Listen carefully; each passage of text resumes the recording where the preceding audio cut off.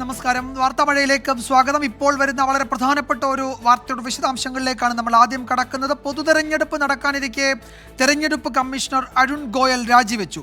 2027 വരെ കാലാവധി ഉണ്ടായിരിക്കെയാണ് പൊടുന്നനെയുള്ള ഈ രാജിവെക്കാനുള്ള കാരണം വ്യക്തമല്ല. രാജി രാഷ്ട്രപതി സ്വീകരിച്ചിട്ടുണ്ട്. നിതിൻ അംബുജൻ ഡൽഹിയിൽ നിന്ന് കൂടുതൽ വിവരങ്ങൾ നൽകും. നിതിൻ, എന്താണ് വിവരങ്ങൾ? ഇനിയിപ്പോൾ തെരഞ്ഞെടുപ്പ് കമ്മീഷനിൽ മുഖ്യ തെരഞ്ഞെടുപ്പ് കമ്മീഷണർ മാത്രമേ ഉള്ളൂ. നേരത്തെ ഒരംഗം കാലാവധി പൂർത്തിയാക്കി അദ്ദേഹം പിരിഞ്ഞു. ഇതാ ഇപ്പോൾ ഒരാൾ രാജിവെക്കുന്നു, അരുൺ ഗോയൽ രാജിവെക്കുന്നു. ഇനി ഒരംഗം മാത്രമേ ഉള്ളൂ, മുഖ്യ തെരഞ്ഞെടുപ്പ് കമ്മീഷണർ. അദ്ദേഹമാണ് ഇനി പൊതു തെരഞ്ഞെടുപ്പ് നടത്തേണ്ടത്. അത് പ്രഖ്യാപനത്തിന് ദിവസങ്ങൾ മാത്രമേ ബാക്കിയുള്ളൂ.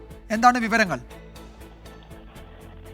വിജയകുമാർ, വളരെ അപ്രതീക്ഷിതമായാണ് അരുൺ ഗോയൽ ഇപ്പോൾ രാജിവെച്ചു എന്ന വാർത്ത പുറത്തുവരുന്നത്. 2027 വരെ കാലാവധി ഇരിക്കെയാണ് അരുൺ ഗോയൽ ഇപ്പോൾ രാജിവെച്ചിരിക്കുന്നത്. ഏറ്റവും പ്രധാനപ്പെട്ട കാര്യം, ലോക്സഭാ തെരഞ്ഞെടുപ്പ് പൊതു തെരഞ്ഞെടുപ്പ് പ്രഖ്യാപിക്കാൻ ഇനി ഏതാണ്ട് ആഴ്ചകൾ മാത്രം ബാക്കി നിൽക്കെയാണ് ഇത്തരമൊരു രാജി. രാഷ്ട്രപതി ദ്രൗപദി മുർമു ഇതിപ്പോൾ അംഗീകരിച്ചിട്ടുണ്ട്. നിയമ മന്ത്രാലയം ഇതുമായി ബന്ധപ്പെട്ട വിജ്ഞാപനം ഇപ്പോൾ പുറത്തിറക്കിയിരിക്കുകയാണ്. നേരത്തെ വിജയകുമാർ സൂചിപ്പിച്ച പോലെ തന്നെ ഇപ്പോൾ തെരഞ്ഞെടുപ്പ് കമ്മീഷനിൽ, അതായത് നേരത്തെ കമ്മീഷനിലെ മറ്റൊരു അംഗം അനൂപ് പാണ്ഡെ കാലാവധി അവസാനിച്ചിരുന്നു. കാലാവധി അവസാനിച്ച് അനൂപ് പാണ്ഡെക്ക് പകരം അംഗത്തെ നിയമിച്ചിട്ടില്ല. അരുൺ ഗോയലിന്റെ രാജി ഇപ്പോൾ രാഷ്ട്രപതി സ്വീകരിച്ചതോടുകൂടി തന്നെ ഈ കമ്മീഷൻ ഇപ്പോൾ മുഖ്യ തെരഞ്ഞെടുപ്പ് കമ്മീഷൻ മാത്രമേ ഉള്ളൂ. എന്തായാലും എന്താണ് രാജിയുടെ കാരണം ഇതുവരെ വ്യക്തമായിട്ടില്ല. ഏതാണ്ട് അല്പസമയത്തിൽ നിന്നുമേ രാജിയുടെ കാരണം നമുക്ക് വ്യക്തമാകും. എന്തായാലും ലോക്സഭാ തെരഞ്ഞെടുപ്പ് വരാനിരിക്കുകയാണ് ഇത്തരം അപ്രതീക്ഷിത രാജി ഇപ്പോൾ പുറത്തുവരുന്നത്. നേരത്തെ സൂചിപ്പിച്ച പോലെ തന്നെ രാഷ്ട്രപതി ദ്രൗപദി മുർമു ഈ രാജി ഇപ്പോൾ അംഗീകരിച്ചിട്ടുണ്ട്. വിജയകുമാർ. യെസ്, നിതിൻ, ഈ അരുൺ ഗോയൽ അദ്ദേഹം എവിടെയാണ് ഇപ്പോഴുണ്ടാവുക? അദ്ദേഹം മാധ്യമങ്ങളെ കാണുന്നുണ്ടോ? തെരഞ്ഞെടുപ്പ് വളരെ അസാധാരണ സാഹചര്യമാണല്ലോ, കാരണം പൊതു തെരഞ്ഞെടുപ്പ് നടക്കാനിരിക്കുന്നു.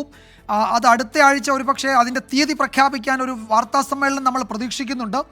അതിനിടെയാണ് ഈ രാജി പ്രഖ്യാപനം വരുന്നത്. ഇന്ന് നേരത്തെ കേട്ടിരുന്നത് ഉന്നത തെരഞ്ഞെടുപ്പ് കമ്മീഷൻ ഉദ്യോഗസ്ഥർ കശ്മീരിലേക്ക് പോകുന്നു, അവിടെ നിയമസഭാ തെരഞ്ഞെടുപ്പിൻ്റെ സാധ്യതകൾ പരിശോധിക്കാനാണ്. അപ്പോൾ തകൃതിയായി വിപുലമായി ഒരു പൊതു തെരഞ്ഞെടുപ്പിന് സാഹചര്യം ഒരുങ്ങുകയും അതിനുവേണ്ട ക്രമീകരണങ്ങളൊക്കെ ഏർപ്പെടുത്തുകയും ചെയ്യുന്ന ഒരു വളരെ ക്രൂഷ്യലായ, ഒരു വളരെ നിർണായക ഘട്ടത്തിലാണ് കമ്മീഷനിലെ ഒരു അംഗം ഇതാ രാജിവെച്ച് പോകുന്നത്. അദ്ദേഹത്തിൻ്റെ രാജി സ്വീകരിക്കുന്നു, അതിൻ്റെ തുടർ നടപടികളിലേക്കൊക്കെ പോകുന്നു. കാരണം ഇപ്പോഴും വ്യക്തമല്ല. നമ്മൾ ദേശീയ മാധ്യമങ്ങളൊക്കെ നോക്കുന്നു, ഓൺലൈൻ മാധ്യമങ്ങളൊക്കെ നോക്കുന്നു, ഒരിടത്തും എന്തുകൊണ്ട് ഈ രാജിയെന്ന് കാണുന്നില്ല. എപ്പോഴറിയാൻ പറ്റും എന്തായിരിക്കും അദ്ദേഹത്തിൻ്റെ രാജിയിലേക്ക് നയിച്ച സാഹചര്യം എന്നത്? വിജയകുമാർ പറഞ്ഞത് വളരെ ശരിയാണ്. കാരണം കഴിഞ്ഞ ഏതാനും മണിക്കൂറുകൾക്കായി ഇതുമായി ബന്ധപ്പെട്ട് യാതൊരു സൂചനകളും പുറത്തു വന്നിരുന്നില്ല. എന്താണ് രാജി കാരണമെന്നോ അല്ലെങ്കിൽ രാജിവെക്കുമെന്നുള്ള സൂചനകളോ ഒന്നും തന്നെ പുറത്തു വന്നിരുന്നില്ല. ഒരുപക്ഷെ അടുത്ത ആഴ്ച ഏതാണ്ട് 13 അല്ലെങ്കിൽ 14 തീയതി കൂടി തന്നെ ഒരുപക്ഷെ തെരഞ്ഞെടുപ്പ് പ്രഖ്യാപനം ഉണ്ടാവുമെന്ന് പ്രതീക്ഷിക്കുന്ന ഒരു ഘട്ടത്തിലാണ് ഈ രാജി ഉണ്ടായിരിക്കുന്നത്. വളരെ അപ്രതീക്ഷിതമായിട്ടാണ് ഈ രാജി ഇപ്പോൾ വിവരം പുറത്തു വന്നിരിക്കുന്നത്. രാഷ്ട്രപതി ദ്രൗപദി മുർമു ഇപ്പോൾ അത് ഒപ്പുവെക്കുകയും അതോടൊപ്പം തന്നെ നിയമമന്ത്രാലയം ഇപ്പോൾ വിജ്ഞാപനം ഇറക്കുകയും ചെയ്തിട്ടുണ്ട്. എന്തായാലും 2027 വരെ കാലാവധി ഇരിക്കാൻ ഇത്തരം ഒരു രാജി എന്നതും ശ്രദ്ധേയമാണ്. നേരത്തെ നമുക്കറിയാം, VRS അരുൺ ഗോയലിനെ നിയമിച്ചതുമായി ബന്ധപ്പെട്ട് വലിയ വിവാദം ഉയർന്നിരുന്നു. പ്രതിപക്ഷമടക്കം വിവാദമെല്ലാം തന്നെ ഉയർന്ന സാഹചര്യത്തിൽ അതുമായി ബന്ധപ്പെട്ട് പിന്നീട് വലിയ വിവാദം പ്രതിപക്ഷമടക്കം പാർലമെന്റിൽ ഉന്നയിച്ചിരുന്നു. എന്തായാലും നേരത്തെ വിജയകുമാർ ഇതിൽ ഒരു കാര്യമുള്ളത്, ഇപ്പോൾ നമുക്ക് മാധ്യമങ്ങൾക്കൊക്കെ ആയിരിക്കാം ഇതൊരു പുതിയ വിവരം, അല്ലെങ്കിൽ ഇതൊരു പൊടുന്നനവയുള്ള തീരുമാനം എന്ന് തോന്നുന്നു. രാഷ്ട്രപതി പെട്ടെന്ന് അത് രാജി സ്വീകരിക്കുന്നു, അദ്ദേഹത്തിൻ്റെ രാജി അംഗീകരിച്ചുകൊണ്ടുള്ള വിജ്ഞാപനം നിയമമന്ത്രാലയത്തിൽ നിന്ന് വരുന്നു. അപ്പോൾ അവിടെ കാര്യങ്ങൾ വളരെ വേഗത്തിൽ തന്നെ നടക്കുന്നുണ്ടായിരുന്നു. അപ്പോൾ ഇത് തീരുമാനിച്ചുറപ്പിച്ച് അതിൻ്റെ പശ്ചാത്തല ജോലികളൊക്കെ പൂർത്തിയാക്കിയിട്ടാണ് അദ്ദേഹം രാജിവെക്കുന്നത്, അല്ലേ? തീർച്ചയായും മന്ത്രാലയവുമായി ബന്ധപ്പെട്ട ഇപ്പോൾ അതിന്റെ നടപടികളെല്ലാം തന്നെ വേഗത്തിൽ പൂർത്തിയായിട്ടുണ്ട്. കാരണം വൈകാതെ തന്നെ രാഷ്ട്രപതി അത് ഒപ്പുവയ്ക്കുന്നു. അത് മാത്രമല്ല നിയമമന്ത്രാലയം അത് വിജ്ഞാപനം ഇറക്കുന്നു. അതുകൊണ്ട് തന്നെ അത്തരം തലത്തിലെല്ലാം ആ ഒരു തലത്തിൽ വളരെ വേഗത്തിൽ തന്നെ ഈ രാജ്യ നടപടികൾ മുന്നോട്ട് പോയിരുന്നു. പക്ഷേ ഈ രാജ്യസൂചന തുടങ്ങിയ കാര്യങ്ങളൊന്നും തന്നെ പുറത്തു വന്നിരുന്നില്ല. വളരെ അപ്രതീക്ഷിതമായിട്ടാണ് ലോക്സഭാ തെരഞ്ഞെടുപ്പും അതുപോലെ മറ്റു തെരഞ്ഞെടുപ്പുകളും തന്നെ പ്രഖ്യാപിച്ചിരിക്കുകയാണ് ഇത്തരം ഒരു രാജ്യം എന്നത് ശ്രദ്ധേയമാണ്. അതുകൊണ്ട് തന്നെ നിലവിൽ എന്താണ് രാജ്യക്കാരണം എന്നെ സംബന്ധിച്ച് ഇതുവരെ ഒരു റിപ്പോർട്ട് പുറത്തു വന്നിട്ടില്ല. വൈകാതെ തന്നെ എന്താണ് രാജ്യക്കാരണം നമുക്ക് മനസ്സിലാക്കാൻ സാധിക്കും. കാരണം 2027 വരെയുള്ള ഒരു സാഹചര്യത്തിൽ ഈ ഒരു പൊടുന്നനെയുള്ള രാജി എന്തിന്റെ സൂചനയാണ് തുടങ്ങിയ കാര്യങ്ങളൊക്കെ തന്നെ വൈകാതെ പുറത്തു വരും. ഒരുപക്ഷെ വിജയകുമാർ സൂചിപ്പിച്ചതുപോലെ തന്നെ അരുൺ ഗോയൽ മാധ്യമങ്ങളെ കണ്ടുകൊണ്ട് എന്താണ് രാജിക്കാരണമെന്ന് വ്യക്തമാക്കുമെന്നാണ് മനസ്സിലാക്കാൻ സാധിക്കുന്നത്. എന്തായാലും വളരെ അപ്രതീക്ഷിതമായിട്ടൊരു നീക്കമായി തന്നെ ഇപ്പോഴത്തെ ഈ സാഹചര്യത്തെ വിലയിരുത്താം. കാരണം ലോക്സഭാ തെരഞ്ഞെടുപ്പ് അടക്കം പ്രഖ്യാപിക്കാൻ ഒരുപക്ഷെ അടുത്ത ആഴ്ച തന്നെ പ്രഖ്യാപിക്കുമെന്നൊരു ഘട്ടമുള്ളപ്പോഴാണ് ഈ രാജ്യം എന്നതും ശ്രദ്ധേയമാണ്. വൈകാതെ തന്നെ ഇതുമായി ബന്ധപ്പെട്ട് കൂടുതൽ വിശദാംശങ്ങൾ നമുക്ക് ലഭ്യമാകും. വിജയകുമാർ. ശരി നിതിൻ, എന്തായാലും ചില ചോദ്യങ്ങളൊക്കെ പലരും ചോദിക്കുന്നുണ്ട്. എന്തായിരിക്കും അദ്ദേഹത്തിന്റെ രാജിയിലേക്ക് നയിച്ചത്? ഏതായാലും ഊഹാപോഹങ്ങൾ പ്രചരിപ്പിക്കേണ്ടതില്ല. എന്താണ് രാജിക്ക് പിന്നിലെന്ന് അദ്ദേഹം വ്യക്തമാക്കട്ടെ, വിശദീകരിക്കട്ടെ. വൈകാതെ അത് ഉണ്ടാകും. 2027 വരെ അദ്ദേഹത്തിന് കാലാവധി ഉണ്ടായിരുന്നു. അങ്ങനെ കാലാവധി 2 വർഷം കൂടി 3 വർഷം കൂടി ബാക്കിയുള്ളപ്പോഴാണ് അദ്ദേഹം രാജിവെക്കുന്നത്. രാജിവെച്ചതിന് തൊട്ടു പിന്നാലെ അത് അംഗീകരിക്കുന്നു. വിജ്ഞാപനമായി നിയമ മന്ത്രാലയത്തിൽ നിന്ന് ഇറങ്ങുന്നു. തെരഞ്ഞെടുപ്പ് കമ്മീഷനിൽ ഇനി മുഖ്യ തെരഞ്ഞെടുപ്പ് കമ്മീഷണർ മാത്രമേ ബാക്കിയുള്ളൂ. ബാക്കി 2 അംഗങ്ങൾ. ഇപ്പോൾ അരുൺ ഗോയൽ രാജിവെക്കുന്നു. നേരത്തെ ഒരു അംഗം അദ്ദേഹത്തിൻ്റെ ടേം പൂർത്തിയാക്കി പിരിഞ്ഞു. അപ്പോൾ ഒറ്റയാൾ പോരാട്ടമായിരിക്കും ഈ പൊതു തെരഞ്ഞെടുപ്പ്.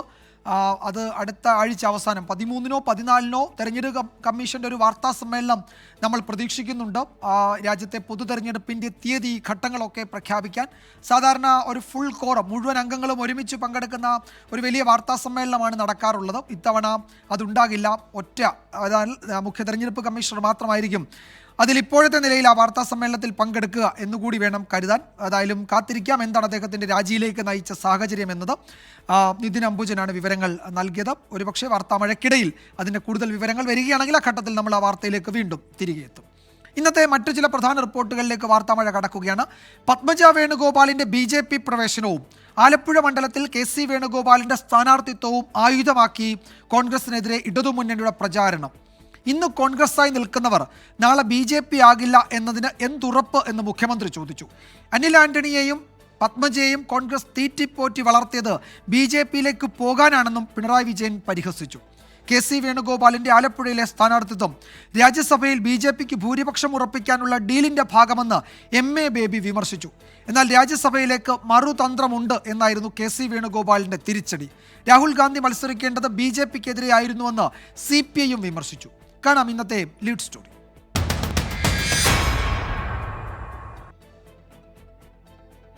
തെരഞ്ഞെടുപ്പ് ഗോദയിലെ സ്ഥാനാർത്ഥി ചിത്രം തെളിയുമ്പോൾ ഇടതുമുന്നണി ആയുധമാക്കുന്നത് കോൺഗ്രസിന്റെ വിശ്വാസ്യത.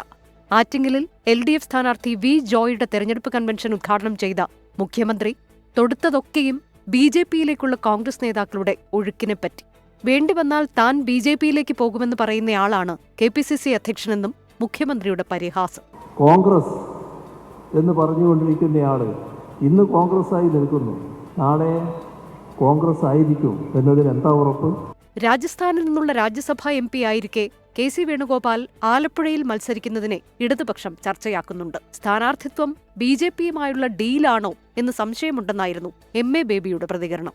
BJPക്ക് രാജ്യസഭയിൽ ഭൂരിപക്ഷമില്ല. ഭൂരിപക്ഷം ഉണ്ടാക്കാൻ അവർ ഓരോ സീറ്റും പിടിച്ചെടുക്കാൻ വേണ്ടി ശ്രമിച്ചുകൊണ്ടിരിക്കുമ്പോഴാണ് നമ്മുടെ KC വേണുഗോപാൽ എന്തെങ്കിലും ഡീലാണോ? ഞാൻ അത്ഭുതപ്പെടുകയാണ്. എന്താണ് ഈ തീരുമാനം? നഷ്ടപ്പെടുന്ന രാജ്യസഭാ സീറ്റിനെ മറികടക്കേണ്ടത് എങ്ങനെയെന്നറിയാമെന്നായിരുന്നു KC വേണുഗോപാലിന്റെ മറുപടി. BJPയെ തോൽപ്പിക്കാനാവശ്യമായ സംഖ്യയാണ് കോൺഗ്രസിന്റെ ടാർഗറ്റെന്നും KC വേണുഗോപാൽ 24നോട് പറഞ്ഞു. ലോക്സഭാ ഇലക്ഷനിൽ കോൺഗ്രസിന്റെ ടാർഗറ്റ് എന്ന് പറയുന്നത് BJPയെ പരമാവധി തോൽപ്പിക്കാൻ ആവശ്യമായിട്ടുള്ള നമ്പറുമായിട്ട് കോൺഗ്രസ് വരിക എന്നുള്ളതാണ്. ഓരോ സീറ്റും നിർണായകമാണ്. ആ സീറ്റുമായി മുന്നോട്ട് വരും. പത്മജയുടെ കൂടുമാറ്റത്തിലൂന്നി കോൺഗ്രസിന്റെ വിശ്വാസ്യതയെ ചോദ്യം ചെയ്യുന്ന ഇടതുപാളയത്തെ പ്രതിരോധിക്കാൻ കോൺഗ്രസ് നന്നേ വിയർക്കേണ്ടി വരും. തെരഞ്ഞെടുപ്പിനെ കോൺഗ്രസ് ലാഘവത്തോടെ കാണുന്നുവെന്നതിന്റെ ഉദാഹരണമാണ് വയനാട്ടിലെ രാഹുൽ ഗാന്ധിയുടെ സ്ഥാനാർത്ഥിത്വമെന്ന് CPIM വിമർശിച്ചു. 24 തിരുവനന്തപുരം. പത്മജ വേണുഗോപാലിന്റെ BJP പ്രവേശനത്തിൽ മുൻ DGP ലോക്നാഥ് ബെഹ്റ ഇടനിലക്കാരനായെന്ന് ആവർത്തിക്കുകയാണ് കോൺഗ്രസ് നേതാക്കൾ. പത്മജയുടെ രാഷ്ട്രീയ മാറ്റം CPM BJP പാക്കേജ് ആണെന്നായിരുന്നു KC വേണുഗോപാലിന്റെ ആരോപണം. തെളിവുണ്ടെങ്കിൽ പുറത്തുവിടാൻ കോൺഗ്രസ് നേതാക്കളെ പത്മജ വേണുഗോപാൽ ഇന്ന് വെല്ലുവിളിച്ചു. പത്മജ വേണുഗോപാലിന്റെ BJP പ്രവേശനത്തിന് പിന്നിൽ മുൻ DGP ലോക്നാഥ് ബെഹ്റ എന്ന VD സതീശന്റെ ആരോപണം കോൺഗ്രസ് നേതാക്കൾ ഇന്ന് ഏറ്റെടുക്കുകയായിരുന്നു. മോദി പിണറായി ബന്ധത്തിലെ ഇടനിലക്കാരനാണ് ലോക്നാഥ് ബെഹ്റ എന്ന് K മുരളീധരൻ. പത്മജയെ BJPയിൽ എത്തിച്ചത് ഈ ഇടനിലക്കാരനെന്നും ആരോപണം. ബെഹ്റ ഒരു സ്ഥിരം കുറെ കാലമായിട്ട് ബെഹ്റ പാലം പണിയുന്ന ജോലിയാണ്. അത് പിണറായിയും മോഡിയായിട്ടുള്ള ആദ്യത്തെ പാലം പണി, ഇപ്പൊ BJPയിലേക്കുള്ള പാലം പണി. പത്മജയുടെ രാഷ്ട്രീയ മാറ്റം CPM BJP പാക്കേജ് എന്നായിരുന്നു KC വേണുഗോപാലിന്റെ വിമർശനം. ഞങ്ങളെ സംബന്ധിച്ചിടത്തോളം വ്യക്തമാണ്, ഒരു CPM BJP പാക്കേജാണ് ഇത്. എന്നാൽ തന്റെ BJP പ്രവേശത്തിൽ മുൻ DGP ലോക്നാഥ് ബെഹ്റ ഇടപെട്ടിട്ടില്ലെന്ന് പത്മജ വേണുഗോപാൽ 24നോട് പറഞ്ഞു. തെളിവുകളുണ്ടെങ്കിൽ ഹാജരാക്കാൻ കോൺഗ്രസ് നേതാക്കളെ പത്മജ വെല്ലുവിളിച്ചു. തെളിവുകൾ പുറത്തു കൊണ്ടിട്ടെ, എനിക്ക് 100% അറിയാളല്ലാന്ന് കണ്ടുപിടി തെളിവുകൾ കൊണ്ടിട്ടെ, അപ്പം ഞാൻ അതിന് ഉത്തരം പറഞ്ഞോളാം. ആരൊക്കെയാന്ന് വേണമെങ്കിൽ ഞാൻ രഹസ്യമായിട്ട് വിളിച്ച് അവരോട് പറഞ്ഞു കൊടുക്കാം. ബെഹ്റ അതിൽ കക്ഷിയേ അല്ല എന്നുള്ളത് ഞാൻ 100% ഞാൻ എൻ്റെ അച്ഛനെ തൊട്ട് പറയുന്നു അല്ല. BJPയിലേക്ക് പോയ സഹോദരിയെ കെ മുരളീധരൻ തള്ളിപ്പറഞ്ഞത് തെരഞ്ഞെടുപ്പായതിനാലെന്ന് P രാജീവ് പരിഹസിച്ചു. ഇപ്പൊ തെരഞ്ഞെടുപ്പായതുകൊണ്ട് സഹോദരി അല്ല എന്നൊക്കെ പറഞ്ഞ് വോട്ട് കിട്ടാൻ വേണ്ടി പറഞ്ഞിട്ടുണ്ടാവും. തെരഞ്ഞെടുപ്പാണല്ലോ. തെരഞ്ഞെടുപ്പ് അല്ലെങ്കിൽ നീ എന്തിനാ ആദ്യം പോയെന്ന് ചിലപ്പോൾ ചോദിച്ചേനെ. ഞാൻ റെഡിയായി നിൽക്കുകയായിരുന്നല്ലോ എന്ന് ചോദിച്ചേനെ. വിവിധ ബ്യൂറോകൾക്കൊപ്പം ന്യൂസ് ഡെസ്ക് 24. ലോക്സഭാ തെരഞ്ഞെടുപ്പ് പ്രചാരണത്തിന് തുടക്കമിട്ട് UDF സ്ഥാനാർത്ഥികൾ. മാതാപിതാക്കളുടെ സ്മൃതി കുടീരത്തിൽ പുഷ്പാർച്ചന നടത്തിയാണ് കെ മുരളീധരൻ തൃശൂരിൽ പ്രചാരണം തുടങ്ങിയത്. പ്രവർത്തകരുടെ വൻ പങ്കാളിത്തത്തോടെ റോഡ് ഷോ നടത്തിയാണ് KPCC അധ്യക്ഷൻ കെ സുധാകരൻ കണ്ണൂരിൽ പ്രചാരണം തുടങ്ങിയത്. പ്രചാരണത്തിന് മുന്നോടിയായി ഷാഫി പറമ്പിൽ, ആന്റോ ആന്റണി, കൊടിക്കുന്നിൽ സുരേഷ് എന്നിവർ ഉമ്മൻചാണ്ടിയുടെ കല്ലറയിലെത്തി. തൃശൂരിലെത്തിയ കെ മുരളീധരന് കോൺഗ്രസ് നേതാക്കളും പ്രവർത്തകരും ഒരുക്കിയത് വൻ വരവേൽപ്പ്. റെയിൽവേ സ്റ്റേഷനിൽ നൂറുകണക്കിന് പ്രവർത്തകരുടെ അകമ്പടിയോടെ സ്വീകരണം.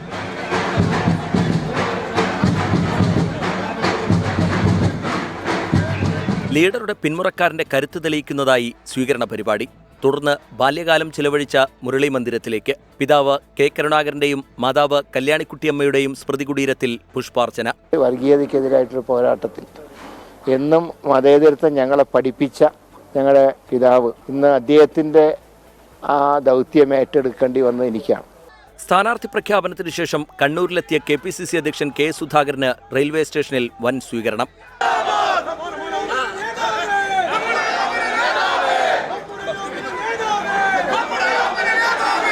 BJP പ്രവേശനത്തിന് മടിയില്ലാത്ത നേതാവാണ് കെ സുധാകരൻ എന്ന CPIM ആരോപണത്തിന് മറുപടി. അതായത് അവരല്ലേ തീരുമാനിക്കേണ്ടത്, ഞാൻ പോകുന്ന അവരല്ലേ തീരുമാനിക്കുന്നത്. എന്ത് ലജ്ജയില്ലാത്ത കമന്റ്സ് ആണ്, എന്ത് ലജ്ജയില്ലാത്ത കമന്റ്സ്, എന്ത് എവിഡൻസാണ് അവർക്ക്, എന്തിന്റെ പുറത്തായി പറയുന്നത്. ആന്റോ ആന്റണി, കൊടിക്കുന്നിൽ സുരേഷ്, ഷാഫി പറമ്പിൽ എന്നിവർ പ്രചാരണത്തിന് മുന്നോടിയായി ഉമ്മൻചാണ്ടിയുടെ പുതുപ്പള്ളിയിലെ കല്ലറയിലെത്തി. ഇതുവരെ ലഭിച്ച എല്ലാ പദവിയുടെയും ഒരു കാരണക്കാരനെ, ആദ്യത്തെ കാരണക്കാരനെ പറയാൻ പറഞ്ഞാൽ അതിന് ഉമ്മൻചാണ്ടി സാർ എന്നല്ലാതെ മറ്റൊരു പേരില്ല എന്നുള്ളത് എല്ലാവർക്കും ബോധ്യമുള്ള കാര്യം തന്നെയാണ്. അതേസമയം കോൺഗ്രസ് സ്ഥാനാർത്ഥി നിർണയത്തിലെ അതൃപ്തി തുറന്നു പറഞ്ഞ് AICC വക്താവ് ഷമാ മുഹമ്മദ് രംഗത്തെത്തി. എനിക്കെന്താ സങ്കടം എന്ന് പറഞ്ഞാൽ എൻ്റെ നേതാവ് രാഹുൽജി പറഞ്ഞിരിക്കുക, കഴിഞ്ഞ മഹിളാ കോൺഗ്രസ് പ്രോഗ്രാം കൊച്ചിയിൽ നിന്ന് 10 കൊല്ലത്തിൻ്റെ ഉള്ളിൽ 50% സ്ത്രീ മുഖ്യമന്ത്രി ആയിരിക്കണം. സ്ത്രീ സംവരണത്തിൻ്റെ ശേഷം വന്നതിൻ്റെ ബില്ല് പാസ് ചെയ്തതിൻ്റെ ശേഷം ഒരാളേ ഉള്ളൂ. അതാണ് ഏറ്റവും വലിയ സങ്കടം. വിവിധ ബ്യൂറോകൾക്കൊപ്പം 24 കണ്ണൂർ.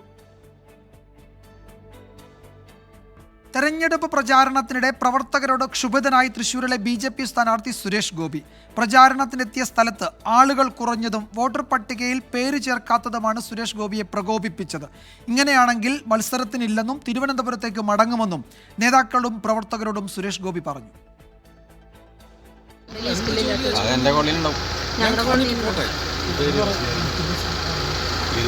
നോമിനേഷൻ കൊടുത്തിട്ടില്ല, ഞാൻ പോട്ടെ.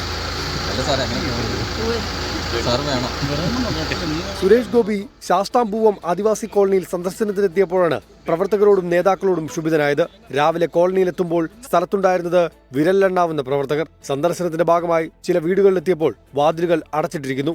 ഇതോടെ സുരേഷ് ഗോപി പിണങ്ങി വാഹനത്തിലേക്ക് തിരിച്ചു കയറി. പിന്നീട് കാരിക്കടവ് നിന്നുൾപ്പെടെ കൂടുതൽ ആളുകളെ എത്തിച്ച് സുരേഷ് ഗോപിയെ അനുനയിപ്പിച്ചു.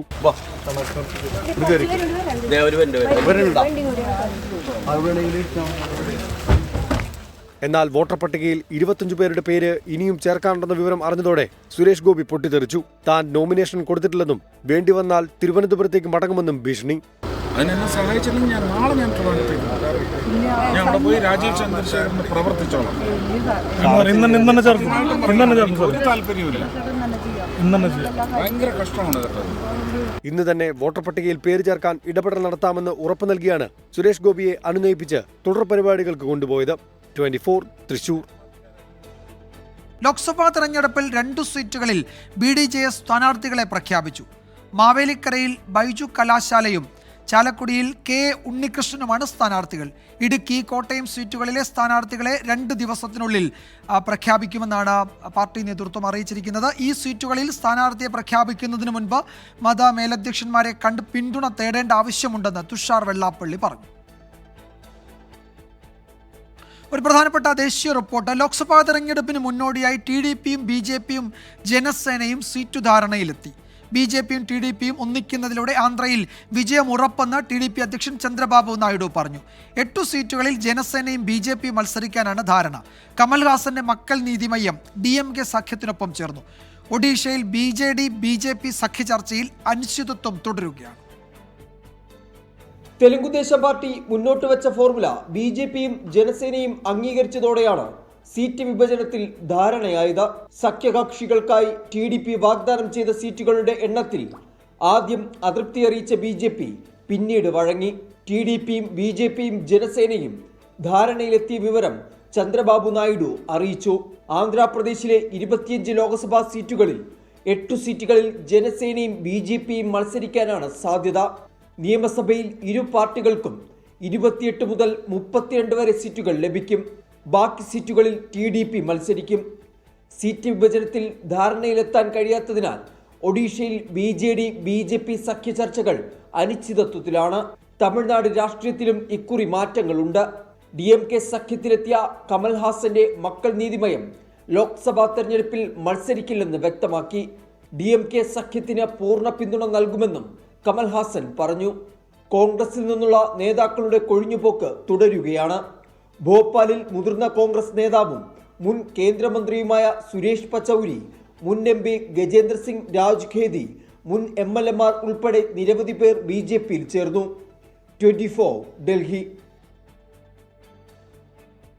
മറ്റു റിപ്പോർട്ടുകളിലേക്ക്. സിദ്ധാർത്ഥന്റെ മരണത്തിലെ നേരറിയാൻ CBI.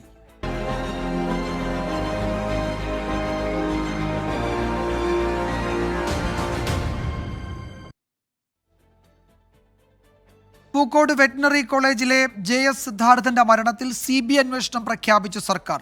കുടുംബം മുഖ്യമന്ത്രിയെ കണ്ടതിന് പിന്നാലെയാണ് തീരുമാനം. സർക്കാർ നടപടിയെ സ്വാഗതം ചെയ്യുന്നുവെന്ന് മാതാപിതാക്കൾ 24നോട് പറഞ്ഞു. അന്വേഷണം CBIക്ക് വിട്ടുകൊണ്ടുള്ള വിജ്ഞാപനം അല്പസമയം മുമ്പ് പുറത്തിറങ്ങി. കേസിൽ 2 പ്രതികൾ കൂടി ഇന്ന് പിടിയിലായി. CBI അന്വേഷണം ആവശ്യപ്പെട്ട് രാവിലെയാണ് സിദ്ധാർത്ഥന്റെ പിതാവ് മുഖ്യമന്ത്രിയെ കണ്ടത്. അന്വേഷണം CBIക്ക് വിടാമെന്ന് മുഖ്യമന്ത്രി ഉറപ്പ് നൽകി മിനിറ്റുകൾക്കുള്ളിൽ ഉത്തരവ് പുറത്തിറങ്ങി. സർക്കാർ നടപടിയെ സ്വാഗതം ചെയ്ത സിദ്ധാർത്ഥന്റെ മാതാപിതാക്കൾ. ശരിക്കും ഞാൻ അത് സ്വാഗതം ചെയ്യുന്നു. അദ്ദേഹത്തിനും ചിലപ്പം മനസ്സിലായി കാണും ഇതൊരു ഒരു കൊലപാതകമാണോ, അല്ലെങ്കിൽ നല്ല രീതിയിൽ CBI അന്വേഷിക്കേണ്ടിയിരിക്കുന്നു, അദ്ദേഹത്തിന് തോന്നിക്കാണണം. ആശ്വാസമുണ്ട്, സന്തോഷമുണ്ട്. പിന്നെ ഇതിലൂടെ നീതി കിട്ടണം. സർക്കാർ CBI അന്വേഷണം പ്രഖ്യാപിച്ചതോടെ സെക്രട്ടേറിയറ്റിന് മുന്നിൽ ജബി മേത്തറും രാഹുൽ മാങ്കൂട്ടത്തിലും അലോഷ്യസ് സേവ്യറും നടത്തിവന്ന നിരാഹാര സമരം അവസാനിപ്പിച്ചു.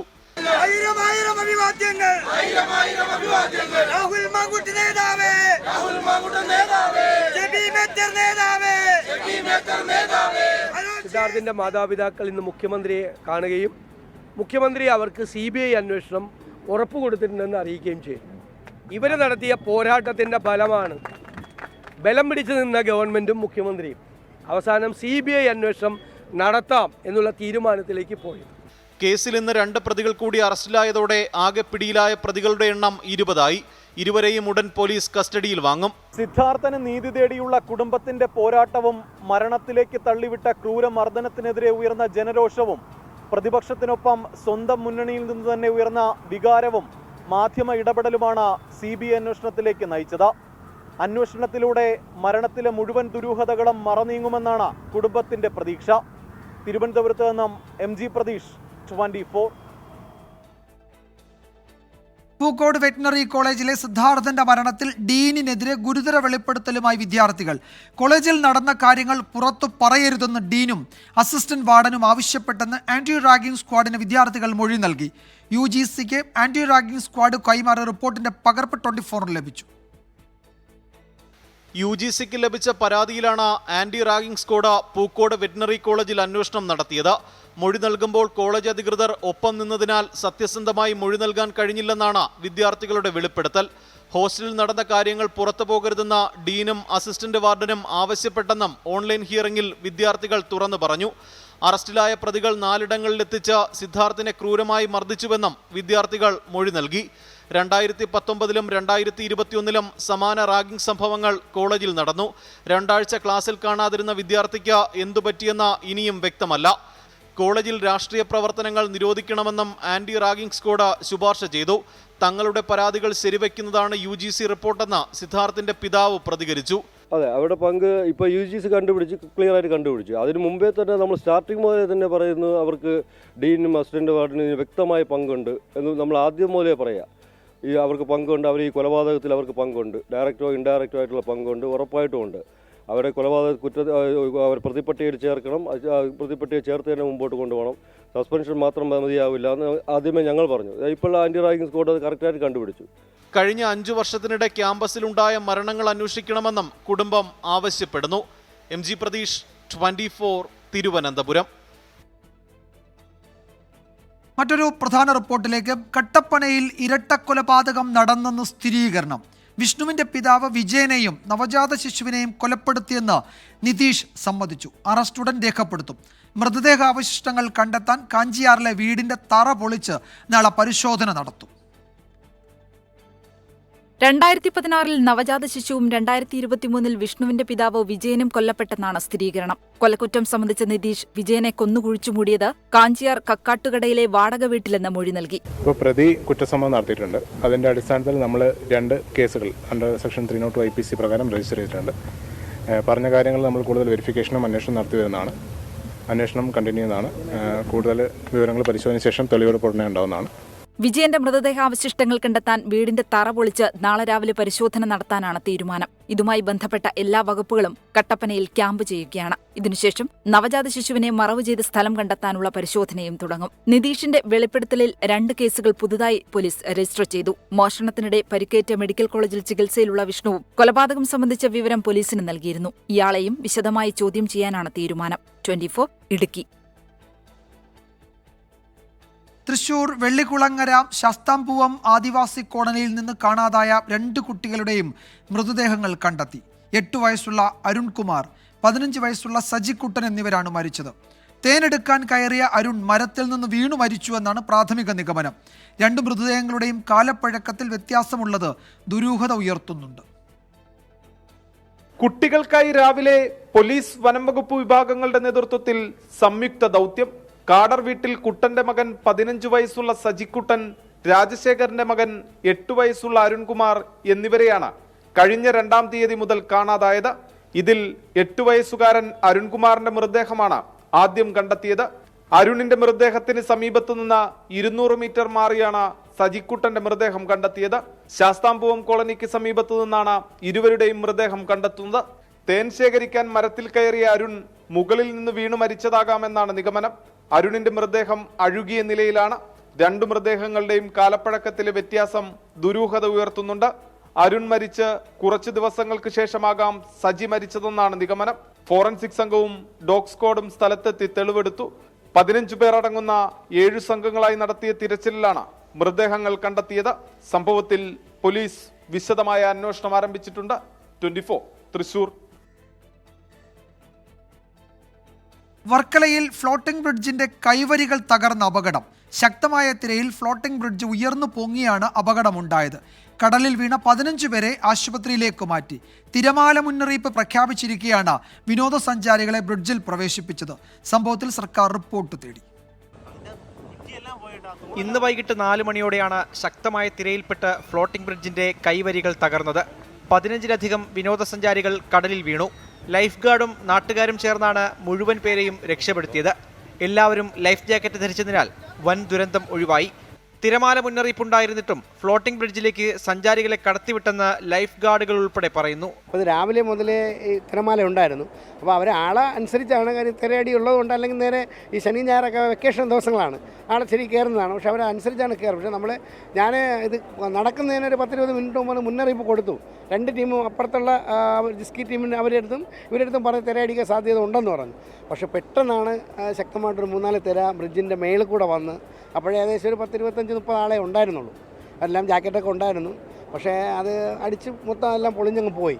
അപകടത്തിൽ പരിക്കേറ്റവർ തിരുവനന്തപുരം മെഡിക്കൽ കോളേജിലും വർക്കല താലൂക്ക് ആശുപത്രിയിലും വർക്കല മിഷൻ ആശുപത്രിയിലും ചികിത്സയിലാണ്. തമിഴ്നാട്, തെലങ്കാന, ഉത്തർപ്രദേശ് എന്നിവിടങ്ങളിൽ നിന്നുള്ളവരും പരിക്കേറ്റവരിലുണ്ട്. ചികിത്സയിലുള്ളവരുടെ നില ഗുരുതരമല്ലെന്ന് ആശുപത്രി അധികൃതർ വ്യക്തമാക്കുന്നു. സംഭവത്തിൽ ടൂറിസം ഡയറക്ടറോട് മന്ത്രി PA മുഹമ്മദ് റിയാസ് അടിയന്തര റിപ്പോർട്ട് തേടി. മാസങ്ങൾക്ക് മുൻപാണ് വർക്കലയിൽ ടൂറിസം വകുപ്പ് ഫ്ലോട്ടിംഗ് ബ്രിഡ്ജ് സ്ഥാപിച്ചത്. സ്വകാര്യ ഏജൻസിക്കാണ് ബ്രിഡ്ജിന്റെ നടത്തിപ്പ് ചുമതല. 24 തിരുവനന്തപുരം. പാലക്കാട് ക്ഷേത്രത്തിലെ കനൽച്ചാട്ട വഴിപാടിനിടെ തീക്കൂനയിലേക്ക് വീണ് വിദ്യാർത്ഥിക്ക് പരിക്കേറ്റതിൽ ആലത്തൂർ പോലീസ് കേസെടുത്തു. ബാലാവകാശ കമ്മീഷന്റെ നിർദ്ദേശപ്രകാരമാണ് നടപടി. ചടങ്ങിനിടെ കനലിൽ വീണ് കോയമ്പത്തൂർ സ്വദേശിയായ 10 വയസ്സുകാരനാണ് പരിക്കേറ്റത്.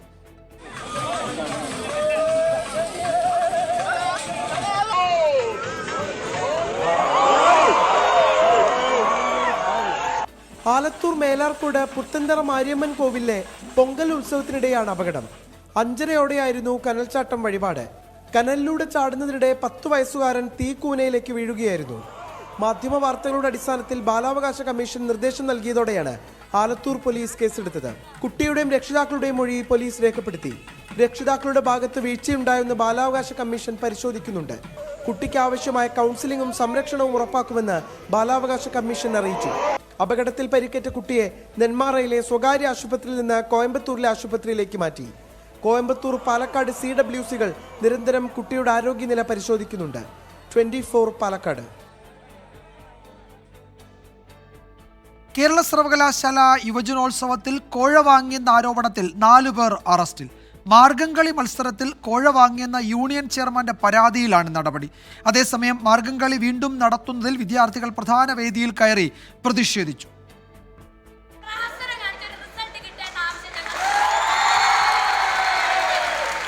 കൈക്കൂലി വാങ്ങിയെന്ന പരാതിയിൽ 3 വിധികർത്താക്കളെയും ഒരു ഇടനിലക്കാരനെയുമാണ് കന്റോൺമെന്റ് പോലീസ് അറസ്റ്റ് ചെയ്തത്. ഇന്നലെ നടന്ന മാർഗംകളി മത്സരത്തിൽ പണം വാങ്ങി വിധി നിർണയം നടത്തിയതിന് തെളിവുകളുണ്ടെന്ന് വിദ്യാർത്ഥികൾ ആരോപിച്ചു. വിധികർത്താവായ ഷാജിക്ക് കോഴയുമായി ബന്ധപ്പെട്ട് നിരന്തരം കോളുകളും മെസ്സേജും വന്നതിന്റെ സ്ക്രീൻഷോട്ടുകൾ അടക്കമാണ് പരാതി നൽകിയത്. അപ്പീൽ കമ്മിറ്റി യോഗത്തിന് ശേഷമാണ് 3 പേരെയും പോലീസ് അറസ്റ്റ് ചെയ്തത്. വിധികർത്താവ് ഷാജി, ഇടനിലക്കാരായ സിബിൻ, ജോമറ്റ്, സൂരജ് എന്നിവരാണ് അറസ്റ്റിലായത്. നമ്മൾ ആ സമയത്ത് കുറച്ചധികം കോളുകൾ ഈ ഫോണിലേക്ക് വരുന്ന ശ്രദ്ധപ്പെട്ടിട്ടുണ്ട്.